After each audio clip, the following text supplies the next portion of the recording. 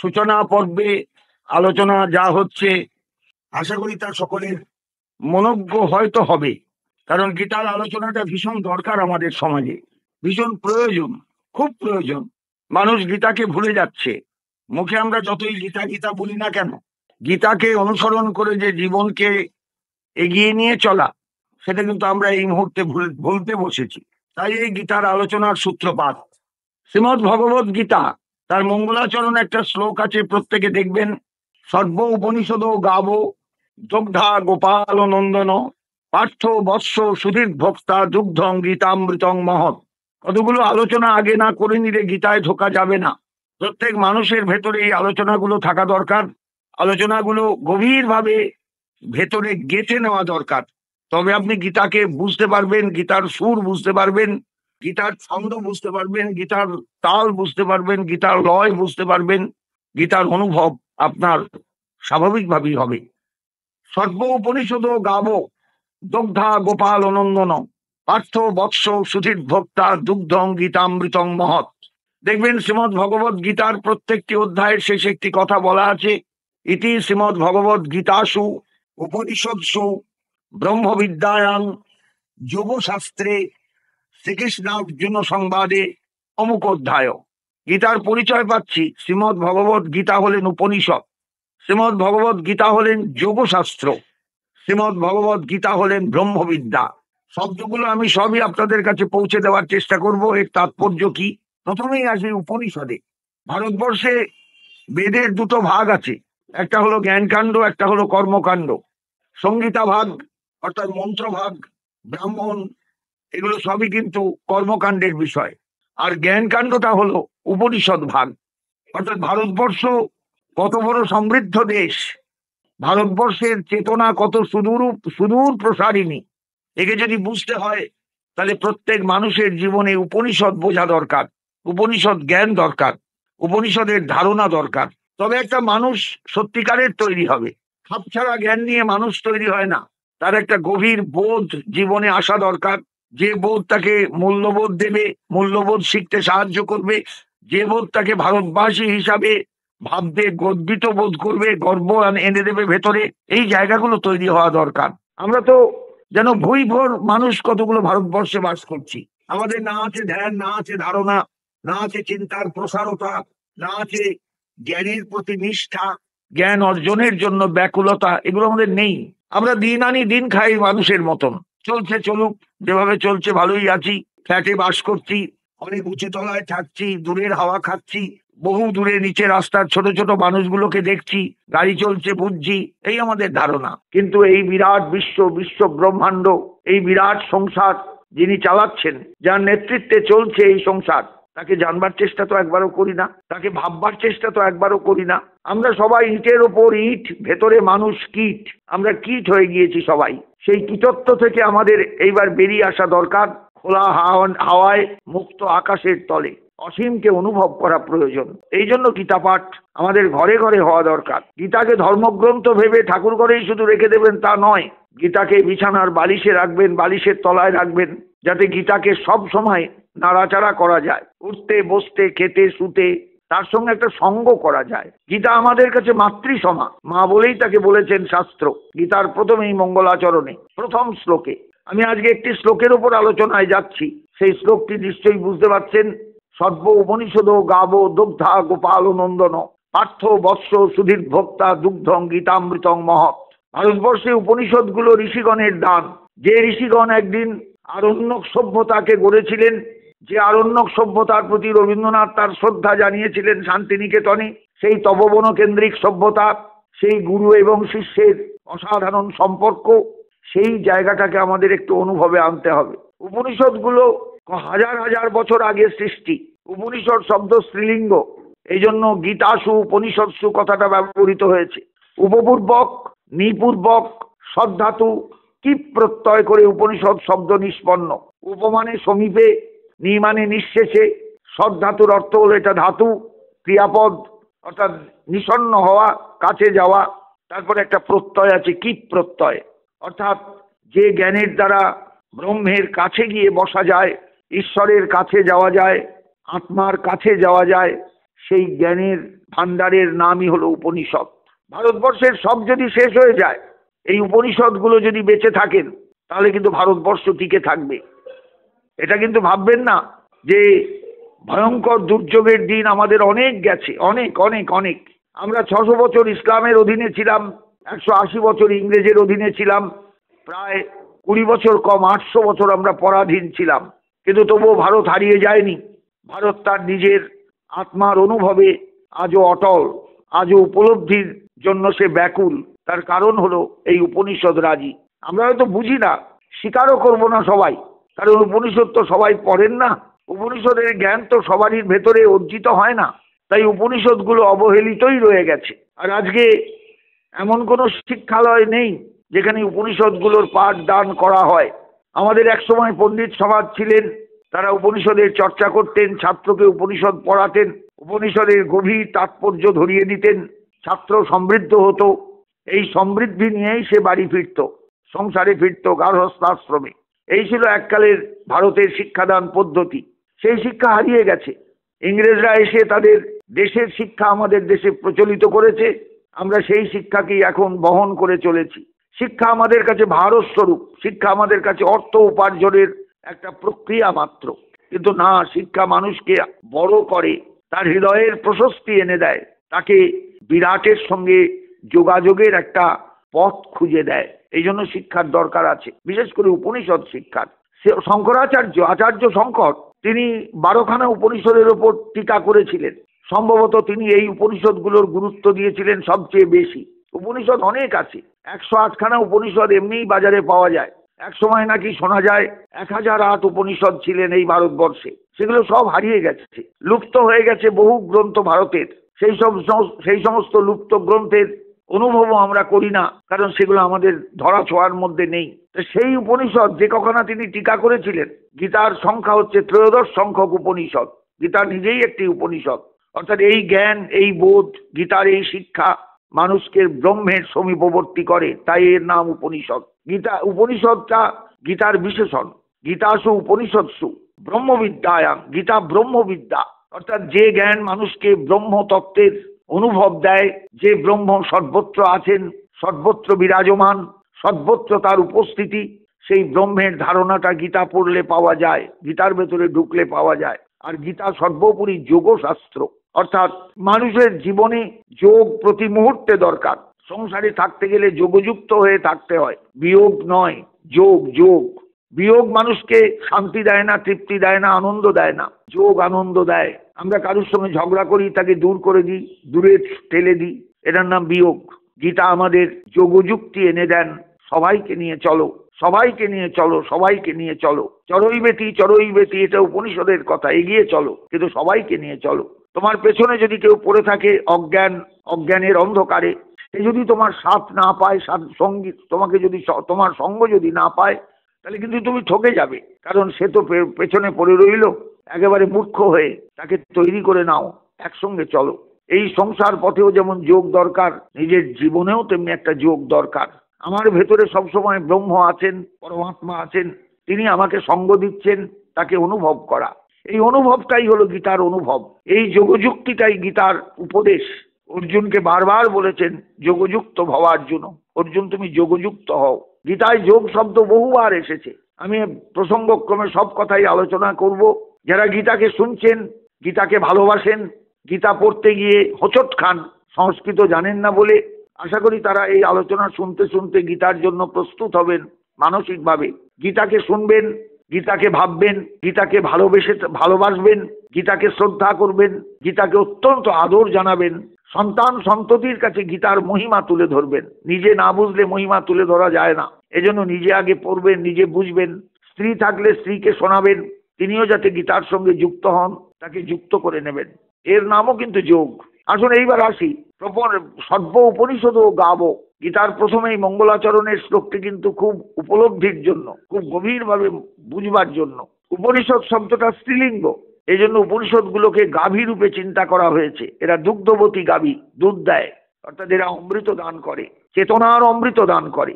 এই জন্য সমস্ত উপনিষদগুলো হলেন গাভী। দগ্ধা হলেন গোপাল নন্দন শ্রীকৃষ্ণ স্বয়ং। তিনি গোয়ালার ছেলে, বৈশ্য সন্তান, নন্দের সন্তান, তাই তিনি গরু চড়িয়েছেন জীবনে, তার লীলায় গরু চড়ানোর ব্যাপার আছে। তিনি গোজাতিকে ভালোবাসেন, তিনি গোব্রাহ্মণ হিতকারী। নমো ব্রহ্মণ্য দেবায় গো ব্রাহ্মণ হিতায় চ, আমরা প্রণাম করতে গিয়ে বারবার বলি কথাটা। অতএব সেই গোজাতির প্রতি অত্যন্ত শ্রদ্ধাশীল ভগবান শ্রীকৃষ্ণ তিনি উপনিষদ নামক গরুগুলোকে দুয়েছেন, দুয়ে অমৃত পার করেছেন। আর গরু দুইতে গেলে বাছুর লাগে বারবার, ওই বাছুরের স্পর্শ মা যেই বাঁটে পায় তার বাৎসল্য রস উতলে পড়ে, বাঁটের ধারা ধরে, বাঁটের রাস্তা ধরে সেই অন্তরের ভালোবাসা, বাৎসল্য, প্রেম গাভীর ঝরে পড়ে দুগ্ধ রূপে। সবাই বোঝেন, না বোঝার কিচ্ছু নেই। সর্ব উপনিষদ গাব দুগ্ধা গোপাল নন্দন, দহন করেছেন ভগবান শ্রীকৃষ্ণ সমস্ত গাভীর দুগ্ধ। গাভী হলেন সমস্ত উপনিষদ ভারতবর্ষের। কুরুক্ষেত্রের মহারণাঙ্গনে বেশি সময় তিনি নিতে পারবেন না, বেশি সময় নেওয়ার তার সাধ্য নেই, কারণ যুদ্ধ শুরু হয়ে যাবে।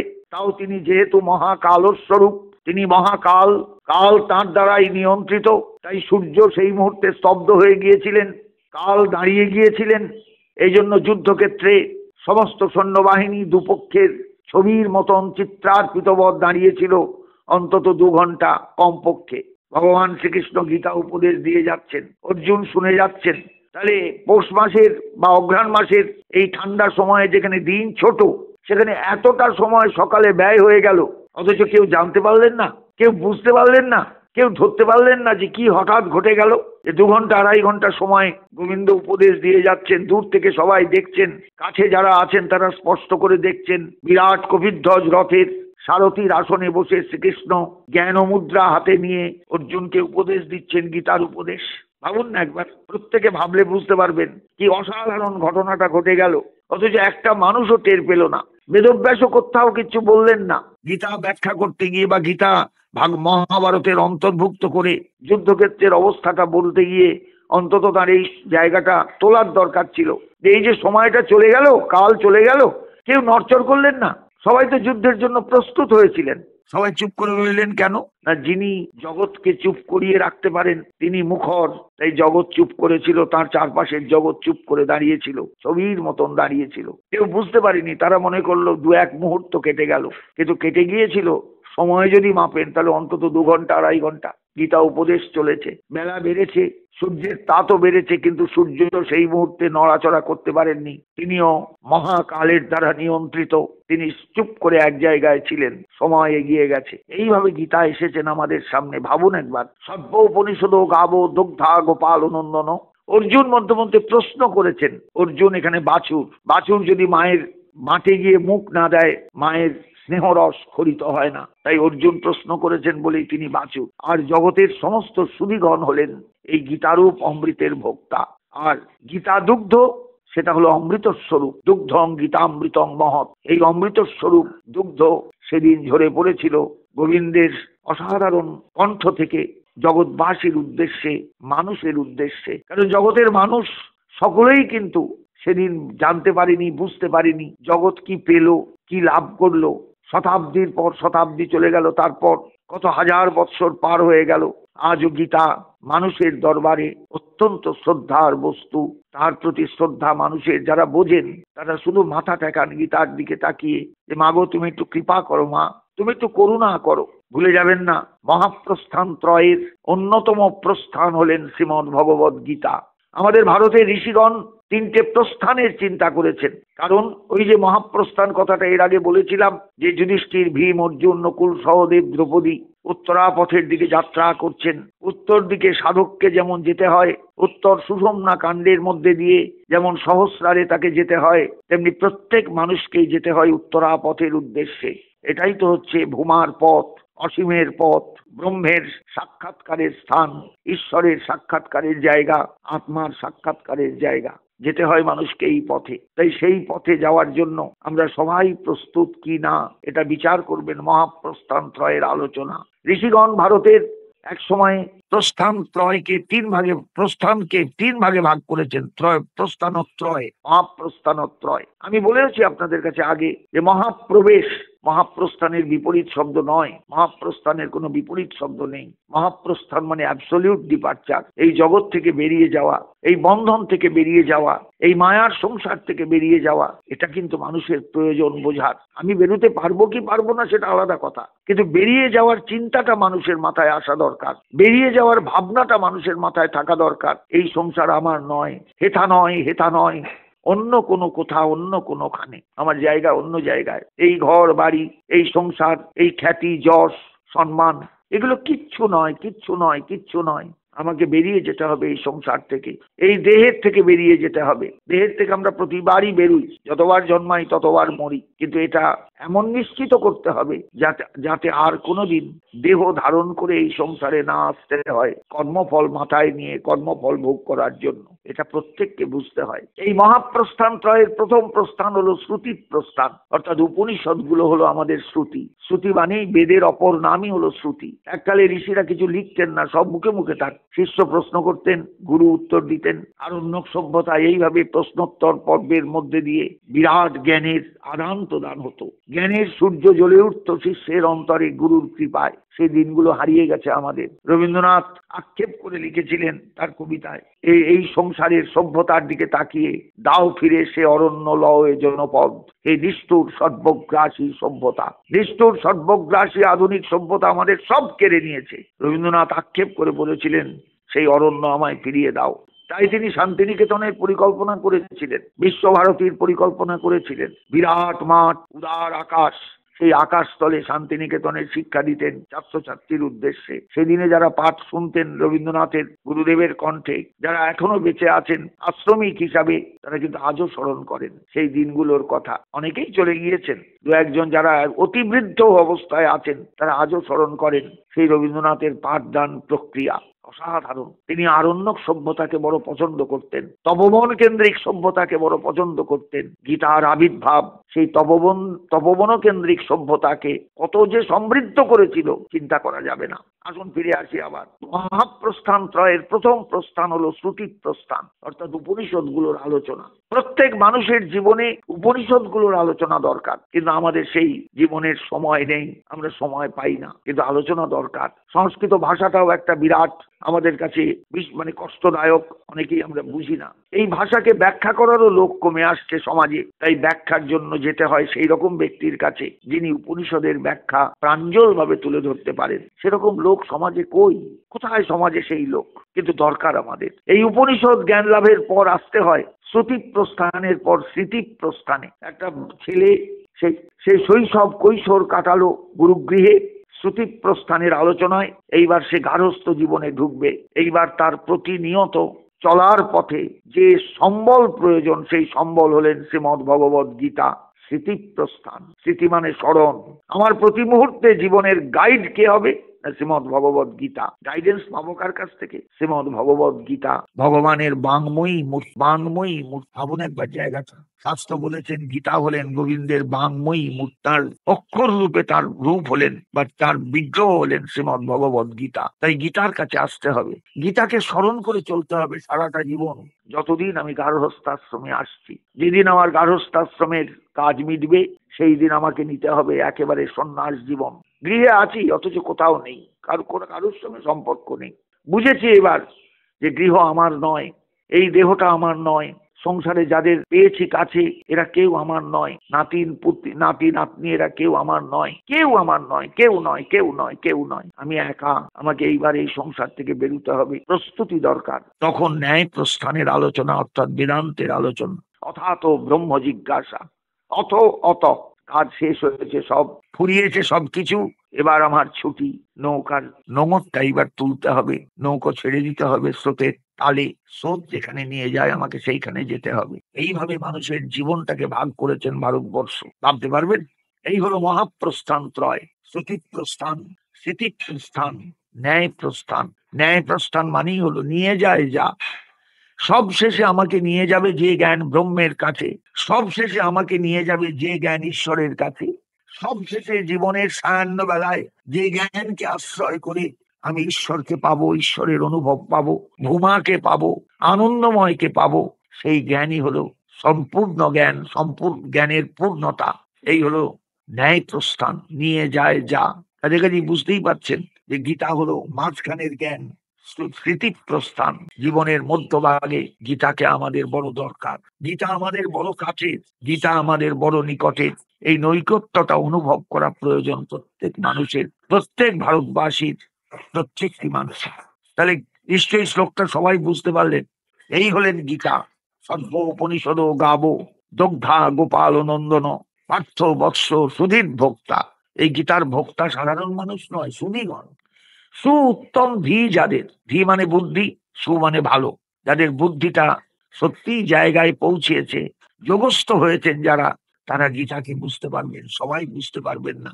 এই জন্য গীতা অনেকেই ঠাকুর ঘরে শুধু রেখে দেন ফুল তুলসী পাতা দেওয়ার জন্য, কখনো বুঝবার চেষ্টা করেন না গীতার মধ্যে কি আছে, গীতা কি বলতে চাইছেন, গীতার ভাব কি। এগুলো বোঝা দরকার, খুব বোঝা দরকার। আমি সকলের কাছে অনুরোধ করব, আপনারা প্রাণ ভরে একটু গীতা আলোচনা করুন, প্রাণ ভরে একটু গীতা শুনুন, প্রাণ ভরে একটু গীতার সঙ্গে সঙ্গ করুন। গীতা মায়ের চরণে প্রপন্ন হয়ে প্রার্থনা করুন, তুমি আমার হৃদয় মন্দিরে এসে বসে আমাকে চালিত করো, আমাকে কৃপা করো, আমাকে অনুগ্রহ দেখাও। আমি তবেই সার্থক হব, তবেই পূর্ণতা লাভ করব। তা সেই গীতার মঙ্গলাচরণের শ্লোক আশা করি প্রত্যেকে বুঝতে পারবেন। সমস্ত উপনিষদ গুলো গাভী, দগ্ধা হলেন গোপাল নন্দন শ্রীকৃষ্ণ, পার্থ হলেন বাছুর, আর গীতারূপ অমৃত হলেন গীতার দুগ্ধ, সেই গরুর দুগ্ধ। আর এর ভোক্তা হলেন সমাজের সুধীগণ, যারা সাধারণ নয়, অসাধারণ। সেই অসাধারণ মানুষ যারা গীতাকে ভালোবাসেন, ভালোবেসেছেন, তাদের উদ্দেশ্যে আমার অন্তরের শ্রদ্ধা জানিয়ে আজকের মতো আলোচনা এখানেই রাখলাম। সবাই একটু গীতার প্রতি শ্রদ্ধাশীল হন। আমি আস্তে আস্তে, ধীরে ধীরে, খুব আস্তে আস্তে আপনাদের সকলের কাছে পৌঁছবার চেষ্টা করব। গীতার বাণীকে প্রাঞ্জলতর করে, প্রাঞ্জলতম বলবো না, হয়তো আমারও কাঠিন্য থেকে যাবে কোথাও কোথাও, আমি প্রাঞ্জলতর করে আপনাদের কাছে পৌঁছবার চেষ্টা করব। একটু আশীর্বাদ করবেন সবাই। গীতাকে ভালোবাসুন, গীতার কথা সন্তান সন্ততির কাছে তুলে ধরুন, তাদের প্রত্যেককে গীতা পড়তে উৎসাহিত করুন। এটা একান্ত প্রয়োজন, এটা একান্ত প্রয়োজন, এটা একান্ত প্রয়োজন। জাতি নষ্ট হয়ে যাচ্ছে, দেশ নষ্ট হয়ে যাচ্ছে, মানুষ নষ্ট হয়ে যাচ্ছে। মানুষের ভেতরে হিংসা বিদ্বেষ এত ছড়াচ্ছে যে মানুষ আর মানুষের পর্যায়ে নেই, পশুর পর্যায়ে নেমে গেছে। এই জায়গাটা থেকে আমাদের সমাজকে উন্নত করা দরকার। সকলকে প্রণাম। জয় শ্রীমদ্ ভগবদ গীতা।